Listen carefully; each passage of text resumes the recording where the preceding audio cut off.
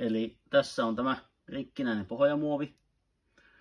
Se virhe tehtiin tässä, että muottia tehtiin, niin pakkeli ei ole riittävän lujaa tuohon muotin tekoon. Särkyy tuo alkuperäinen korjaus heti eikä voi käyttää uudestaan. Sitten tehtiin varsinainen muotti. Tässäkin tehtiin virheitä.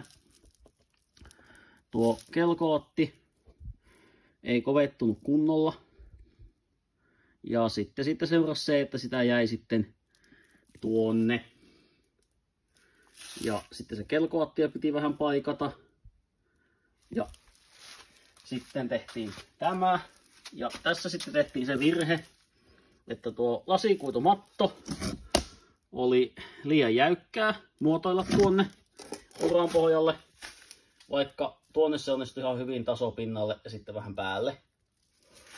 Niin se teki sitten sen, että kun se kuivu, niin tänne tuli painaumia ja topkoatti nousi irti ja jäi reikiä.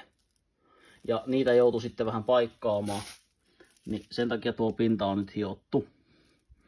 Ja reijät pitää tänne vielä porata.